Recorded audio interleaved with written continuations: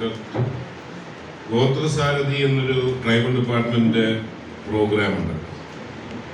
അത് പ്രയോജനപ്പെടുത്തി തീർച്ചയായിട്ടും അവിടത്തേക്ക് ഒരു ബസ് ഇടാൻ ഒരു ബുദ്ധിമുട്ടുമില്ല. ബഹുമാനപ്പെട്ട കളക്ടർ ആ കാര്യം നോക്കണം എന്നുള്ളതാണ്. രണ്ടാമത്, ഞാൻ ഈ യാത്ര യഥാർത്ഥത്തിൽ ആദ്യം മരണം സംഭവിച്ച മേഖലയായ അതിരപ്പള്ളിയിൽ ആദ്യം പോയി. അതിനുശേഷം മരണം സംഭവിക്കുകയും ഏറ്റവും വലിയ കോൺഫ്ലിക്റ്റ് സോണായ കോതമംഗലത്ത് പോയി. അതിനുശേഷം ഇന്നിപ്പം പത്തനംതിട്ട ജില്ലയിലേക്ക് കടന്നു വന്നത്. നിങ്ങളുടെ MLA നിർബന്ധം കൊണ്ടാണ് ഇന്ന് തന്നെ വരാമെന്ന് പറഞ്ഞത്. ആദ്യം അതുകൊണ്ട് വന്ന വഴി കോന്നിയിൽ കയറി, അത് കഴിഞ്ഞ് ഇങ്ങോട്ട് വന്നു. എന്നാൽ ഈ സന്ദർശനത്തിന് രണ്ട് ഉദ്ദേശമാണ് ഉള്ളത്. ഒന്ന്, പഠിക്കുക, എന്തൊക്കെയാണ് നമ്മുടെ നാട്ടിലെ ജനങ്ങൾ നേരിടുന്ന പ്രശ്നങ്ങൾ എന്നുള്ളതും അത് പഠിച്ചാൽ മാത്രമല്ല പരിഹാരം കാണാൻ. അതിലുപരി രണ്ടാമതായി ഒരു വിഷയമുള്ളത്, എൻ്റെ യാത്ര ഒരു സന്ദേശം കൂടിയാണ്. നമ്മളെല്ലാവരും കൂടെ സഹകരിച്ചുകൊണ്ട് ഈ പ്രശ്നത്തിന് പരിഹാരം കാണണം. ആ സഹകരണത്തിൽ ഏറ്റവും പ്രധാനമായിട്ടുള്ളത് രാഷ്ട്രീയമായിട്ടുള്ള ഭരണപ്രതിപക്ഷ സഹകരണം മാത്രമല്ല, പത്തനംതിട്ടയിൽ എന്തോ ഫോറസ്റ്റിനെതിരെ രൂക്ഷമായ വിമർശനം ഉണ്ടാകുന്നില്ല. ബാക്കി പണ്ടത്തിൽ ചെല്ലുമ്പോൾ ഫോറസ്റ്റിന്റെ പ്രവർത്തനത്തെ ചിലരെങ്കിലും പ്രവർത്തനത്തെ കുറിച്ച് വലിയ അസംതൃപ്തി കർഷകർക്ക് ഉണ്ടാകുന്നുണ്ട്. അതുകൊണ്ട് ഇനി മുതൽ ഫോറസ്റ്റ് ഡിപ്പാർട്ട്മെന്റും കർഷകരും ശത്രുക്കളല്ല, അവർ നല്ല മിത്രങ്ങളായി സഹകരിച്ച് മുന്നോട്ട് പോകുന്ന ഒരു കാര്യമുണ്ടാകണം. ആ സന്ദേശം കൂടെ കൊടുക്കുകയാണ് എൻ്റെ ഈ യാത്ര വഴി ലക്ഷ്യം. ഇവിടെ ബഹുമാനപ്പെട്ട MLA തുടങ്ങിയതും ഇന്നലെ നിയമസഭയിൽ മിനിയാന്ന് സബ്മിഷൻ ഉണ്ടായിരുന്നു.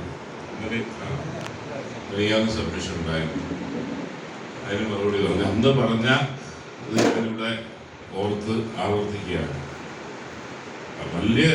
നമ്മളെ സംബന്ധിച്ചിടത്തോളം വലിയ സീരിയസ് ആയ ഒരു ഇഷ്യൂ ഇവിടെ നിലനിൽക്കുന്നു എന്നുള്ളത് അംഗീകരിക്കുമ്പോഴും MLA അടുത്ത് ഞാൻ പറഞ്ഞത്, താരതമ്യേന കേരളത്തിലെ കോൺഫ്ലിക്റ്റ് സോൺ വെച്ച് നോക്കുകയാണെങ്കിൽ ഏറ്റവും കുറവുള്ള മേഖലയിൽ ഒന്ന് റാന്നിയാണ്. ബാക്കിയുള്ളത് ഇതിനേക്കാൾ രൂക്ഷതയാണ്. കുട്ടമ്പുഴ പഞ്ചായത്ത് തുടങ്ങി അങ്ങോട്ട് അതിരപ്പള്ളി തുടങ്ങി വയനാട്, ആർളം, എല്ലായിടത്തും ചിന്നക്കനാൽ എന്നാണ് അങ്ങോട്ട് പോവുക. എങ്കിലും നമുക്ക് ഈ ഇവിടെ ഉന്നയിക്കപ്പെട്ട വിഷയങ്ങൾക്ക് പരിഹാരം കാണാനുണ്ട്. അദ്ദേഹം പറഞ്ഞത് RRT ഒരെണ്ണം ഉണ്ട്. കേരളത്തിൽ വനാതിർത്തി പങ്കിടുന്ന 73 അസംബ്ലി മണ്ഡലങ്ങൾ, ആകെ 28 RRT ഉള്ളൂ. അതിലൊന്നുള്ളത് റാന്നിക്കാണ് എന്നുള്ളത് നിങ്ങൾ മനസ്സിലാക്കേണ്ട കാര്യം. അതുകൊണ്ട് ഇനി ഉടനെ നമ്മളിപ്പോൾ ഈ ഗവൺമെന്റ് വന്നിട്ട് ഈ RRT 28 എന്നുള്ളത് 50 ആക്കി, 22 എണ്ണവും കൂടെ ഇപ്പം വർദ്ധിപ്പിക്കാനുള്ള തീരുമാനമാണ് എടുത്തിട്ടുള്ളത്. അത് തീരെ ഇല്ലാത്ത മേഖലയിലേക്ക് കൊടുക്കേണ്ടതുണ്ട്. അതുകൊണ്ട് ഇപ്പോൾ ഉടനൊരു RRTയുടെ റാന്നിക്ക് തരാൻ സാധിക്കുമെന്ന് തോന്നില്ല. പക്ഷെ അദ്ദേഹം ആവശ്യപ്പെട്ട ഒരു കാര്യമുണ്ട്, സാറ്റലൈറ്റ് RRT എന്ന് പറയുന്നത്. അത് തീർച്ചയായിട്ടും MLAയുടെ ആവശ്യപ്രകാരം ഇവിടത്തേക്കിന് ഒന്ന് നൽകാവുന്നു. പിന്നെ MP ആവശ്യപ്പെട്ട ഒരു കാര്യമുണ്ട്. MP ഒക്കറൻസ് റിപ്പോർട്ട്, മറ്റേ FIR എന്ന് പറയുന്നത് പോലെ ഒക്കറൻസ് റിപ്പോർട്ട് ഫോറസ്റ്റുമായി ബന്ധപ്പെട്ട വിഷയം. ഈ 35 ദിവസത്തിൻ്റെ ഇടയിൽ പല ആവശ്യങ്ങൾ ഉന്നയിച്ചെങ്കിലും ആദ്യമായി ഈ ഒരു ആവശ്യം എൻ്റെ മുമ്പിൽ ഉന്നയിക്കുന്നത് നിങ്ങളുടെ MP ആണ്. അതുകൊണ്ടാണ് കോന്നിയിൽ വെച്ച് ഉന്നയിച്ചെങ്കിലും ഞാൻ ഉദ്യോഗസ്ഥരുമായിട്ട് എന്ത് ചെയ്യാൻ ഒക്കുമെന്നുള്ള കാര്യം ആലോചിച്ചു. അതുകൊണ്ട് MP പറഞ്ഞത് പ്രകാരം അംഗീകരിച്ചുകൊണ്ട് ഇതിനെ സംബന്ധിച്ചിടത്തോളം ഞങ്ങൾക്ക് ഒരു ACF SIP എന്ന് പറയും, സ്പെഷ്യൽ ഇൻവെസ്റ്റിഗേഷൻ പാർട്ടി എന്ന് പറയുന്നത്, സർക്കാരിൻ്റെ 100 ദിന പരിപാടിയുടെ ഭാഗമായി ഈ ORകൾ, ഒക്കറൻസ് റിപ്പോർട്ടുകളെല്ലാം പരിശോധിക്കുന്ന ഒരു അദാലത്തും, അതിൽ ചെറിയ ചെറിയ കാര്യങ്ങൾ, ക്രൂവൽറ്റി ടു ആനിമൽസും സീരിയസ് ആയിട്ടുള്ള കാര്യങ്ങൾ ഒന്നും ചെയ്യാൻ പറ്റത്തില്ല. ബാക്കി ചെറിയ ചെറിയ കാര്യങ്ങൾ അദ്ദേഹത്തിന്റെ വിവേചന അധികാരം ഉപയോഗിച്ചുകൊണ്ട് പിൻവലിക്കാനുള്ള തീരുമാനവും കൂടെ ഇവിടെ പ്രഖ്യാപിക്കാൻ ഞാൻ ആഗ്രഹിക്കുകയാണ്. ഇനി ഇവിടെ ആനയടക്കം മൃഗങ്ങളുടെ ശല്യവുമായി ബന്ധപ്പെട്ട നിരവധി വിഷയങ്ങളാണ് ഉന്നയിക്കുന്നത്. ഒന്ന് ഞാൻ ആമുഖമായി പറയട്ടെ, ഞാൻ പറഞ്ഞ സഹകരണത്തിന്റെ കാര്യം. ഗവൺമെന്റ് ഇതിനെ 3 തട്ടിലായിട്ടാണ് ഇപ്പോൾ കാണുന്നത്. കഴിഞ്ഞ 1 മാസമായിട്ട് ഞങ്ങൾ പ്ലാൻ ചെയ്യുന്നത് സ്ഫോടനാത്മകമായ അന്തരീക്ഷം തന്നെയാണ് വനാതിർത്തിയിൽ നിൽക്കുന്നത്, തർക്കവുമില്ല. അതിനെ 3 തട്ടായിട്ട്: 1 കണ്ടെയ്ൻമെന്റ്, വനത്തിനകത്ത് തന്നെ ഇതിനെ നിർത്താനുള്ള; 2 മിറ്റിഗേഷൻ, ഇതിന്റെ ആഘാതം കുറയ്ക്കാൻ പറ്റുന്ന കാര്യങ്ങളുണ്ട്. ഇത് രണ്ടും പരാജയപ്പെടുത്തി എന്നിട്ടും മൃഗങ്ങൾ പുറത്തു വരികയാണെങ്കിൽ സമയബന്ധിതമായി അഡിക്വേറ്റ് ആയിട്ടുള്ള കോമ്പൻസേഷൻ കൊടുക്കും. അങ്ങനെ 3 തട്ടിലായിട്ടാണ് ബ്രോഡ്ലി എത്തിയത്. ഇവിടെ പലരും പല അഭിപ്രായങ്ങൾ പറഞ്ഞു. ഞാൻ ഒന്നിനെയും തള്ളിക്കളയുന്നില്ല. വനത്തിനകത്ത് എന്തുകൊണ്ട് ആന പുറത്തിറങ്ങാൻ പ്രേരിതപ്പെടുന്നു എന്നുള്ളതിനെ കുറിച്ച് നിങ്ങളെ പോലെ തന്നെ ഊഹാപോഹങ്ങളെ ഉള്ളൂ ഞങ്ങൾക്ക് ഉള്ളത്. ഒരു ശാസ്ത്രീയമായ ഒരു പഠനവും എൻ്റെ കാര്യത്തിൽ നടന്നിട്ടില്ല. പക്ഷേ അവിടെ ഭക്ഷണത്തിൻ്റെ കുറവാണോ, കുടിവെള്ളത്തിൻ്റെ കുറവ് മൃഗങ്ങളെ ഇവിടെ എത്തിക്കുന്നു ഞാൻ പൂർണ്ണമായിട്ട് വിശ്വസിക്കുന്നില്ല. എൻ്റെ അനുഭവത്തിൽ ഇത്തവണ വേനൽക്കാലത്ത് കാട്ടാന ആക്രമണത്തിൽ ഒരാൾ പോലും മരിച്ചില്ല. പക്ഷേ ഈ മഴ തുടങ്ങി, ഈ സർക്കാർ കയറി ആദ്യത്തെ 3 ആഴ്ചയ്ക്കായി 7 പേര് ഒരുമിച്ച് മരിച്ചു.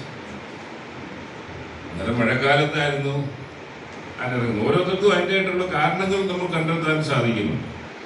അന്നേരം എന്താണ് ഇതിൻ്റെ കാര്യം? അതിൽ ഏറ്റവും പ്രധാനപ്പെട്ട ഒരു കാര്യത്തിൽ ഐക്യമുള്ള കാര്യം, ഈ വനത്തിൻ്റെ അതിൻ്റെ സ്വാഭാവികത നഷ്ടപ്പെട്ടുകൊണ്ട് പല കാലങ്ങളിലായി നമ്മൾ നട്ടു വളർത്തിയതും അല്ലാതെ വളർന്നതുമായ അധിനിവേശ സസ്യങ്ങൾ, അത് യൂക്കാലി നമ്മൾ നട്ടു വളർത്തി ഏറ്റവും ദോഷം ഉണ്ടാകുന്നതാണ്. അക്കേഷ്യ നട്ടു വളർത്തി അത് ഏറ്റവും ദോഷം ഉണ്ടാകുന്നതാണ്. അത് കഴിഞ്ഞിപ്പോൾ മഞ്ഞക്കൊന്ന എന്ന് പറയുന്നത്, സെന്ന എന്ന് പറയുന്നത്, ഞാനിതിൻ്റെ പരിശോധിച്ചപ്പോൾ നമ്മൾ യൂക്കാലിയാണ് അക്കേഷ്യയാണ് പറിച്ച് മാറ്റുന്ന ഒരു സ്കീമുണ്ട്. ആ സ്കീം ഇപ്പം തുടങ്ങി 2047 അവസാനിക്കുന്നത്. ഫണ്ടിൻ്റെ പര്യാപ്തത എല്ലാം കാരണമാണ്. എന്നാലും അന്നേരത്തേക്കിനെ ഇത് വേറെ ഒരു പരിവാകും. നമ്മളെല്ലാം ഇത് അങ്ങനെ ഒന്നുമില്ല. അന്നേരം അത് അടിയന്തരമായി അത് ചെയ്യുന്ന ഓരോ കാര്യത്തിലേക്കും ചെയ്യുന്ന കാര്യങ്ങൾ ആലോചിക്കുക. അന്നേരം ഇതിൻ്റെ ഭാഗമായി ശാസ്ത്രീയമായ ഇതിൻ്റെ പഠനം, പിന്നെ വയനാട് അടക്കമുള്ള പ്രദേശങ്ങളിൽ ഇതിൻ്റെ വാഹകശേഷി, ക്യാരിയിങ് കപ്പാസിറ്റി പഠിക്കാൻ ഓൾറെഡി തീരുമാനമെടുത്തു. അതാണ് ഞാൻ പറഞ്ഞത്. പെരിയാർ ടൈഗർ റിസർവുമായി ബന്ധപ്പെട്ട് ടൈഗർ റിസർവ് നമുക്ക് ഇവിടാണുള്ളത്. പക്ഷേ കടുവയുടെ ആക്രമണം ഏറ്റവും കുറവുള്ളതും പെരിയാർ ടൈഗർ റിസർവിൻ്റെ പരിസരത്ത്, വയനാട്ടിലാണ് ഏറ്റവും അത് ശല്യമായി നിൽക്കുന്നത്. അത് എന്തുകൊണ്ടാണ്? ഇവിടെ കൂടുതൽ സ്പേസ് ഉണ്ട്, ഇവിടെ കടുവകളുടെ എണ്ണം പരിമിതമാണ്, കൂടുതൽ സ്പേസ് ഉണ്ട് എന്നുള്ളതാണ് ഒരു കാര്യം. അതായത് ഞാൻ പറഞ്ഞു വന്നതല്ല, ഇത് ഓരോ കാര്യവും പഠിച്ചതിന് ശേഷമാണ് ബാക്കി കാര്യങ്ങൾ. അതായത് ഇപ്പം ഇവിടെ എല്ലാവരും പറഞ്ഞ് ട്രെഞ്ച് വേണം എന്നാണ് പറഞ്ഞത്. ട്രെഞ്ച് ഒരു പരിഹാരമാണെന്നുള്ള അഭിപ്രായം എനിക്കില്ല, ഒരിക്കലുമില്ല. സോളാർ ഫെൻസ് പരിഹാരമാണോ? പരിഹാരമല്ല. ആനയെ പോലെ ഇന്റലിജന്റ് ആയിട്ടുള്ള ഒരു ആനിമൽ, അത് ഇന്ന് എല്ലാം മറികടക്കാനൊക്കെ. ഞാൻ നല്ല നിയമസഭയെ ചോദ്യത്തിന് മറുപടി പറഞ്ഞു. ഇപ്പൊ AI ടൂൾസ് ഉണ്ട്, ആർട്ടിഫിഷ്യൽ ഇന്റലിജൻസിന്റെ ടൂൾസ് ഉണ്ട്. ഇനി എന്താ പ്രശ്നം? നമ്മളൊരു പരീക്ഷണാർത്ഥത്തിൽ ഒരു സ്ഥലത്ത് AI ടൂൾസ് വെച്ച് നോക്കി. ഈ ഓരോന്നിനും ഞാൻ ആദ്യം ഒന്ന് പറഞ്ഞോട്ടെ, ഇതെല്ലാം മയിലുണ്ട്, ഇതെല്ലാം എന്ന് പറയുമ്പോൾ ഇതെല്ലാം പ്രകൃതിയെ സംബന്ധിച്ചിടത്തോളം ഇതെല്ലാം ആവശ്യമായിട്ടുള്ള, ഇതെല്ലാം ഒരു ബാലൻസ് ഉണ്ട്. ഇതിനെല്ലാം ഓരോന്നിനും ഓരോ റോളുണ്ട്. മയിലിന് നിങ്ങളിപ്പോൾ പാമ്പിന്റെ കാര്യം പറഞ്ഞു, ഈ മയിലിനെ കൂടെ പിടിച്ച് കൊന്നാൽ പിന്നെ പാമ്പ് അതുപോലെ കൂടും. പാമ്പിനെ പിടിച്ചുകൊണ്ടിരുന്ന ഉപ്പൻ എന്ന് പറയുന്ന ഒരു പക്ഷിയാണ്, അതിപ്പം വളരെ കുറഞ്ഞാണ്. പാമ്പിന്റെ നാട്ടുമ്പുറത്തേക്കൊക്കെ പാമ്പിന്റെ എണ്ണം കൂടാനുള്ള കാര്യം. അതായത് ഓരോന്നിനും ബാലൻസ് ഉണ്ട്. എന്നാൽ ഞാൻ പറഞ്ഞു വന്നത്, ഈ ഇതിലേക്കാ വന്നെന്ന് തോന്നി. അന്നേരം ഈ നമുക്ക് ഈ ട്രെഞ്ചിലേക്ക് വന്നപ്പോഴാണ് ബാക്കി വിഷയത്തിലേക്ക്. ട്രെഞ്ച് ഒരു AI ടൂൾസ് പരിഹാരമല്ല. എന്നാൽ ഇതിന് ഈ പ്രകൃതിയിൽ ഒരു നാച്ചുറൽ ബാരിയർ ഉണ്ട്. ആന വരാതിരിക്കാൻ പറ്റുന്ന ഏറ്റവും നല്ല നാച്ചുറൽ ബാരിയർ ഏത് എന്ന് ചോദിച്ചാൽ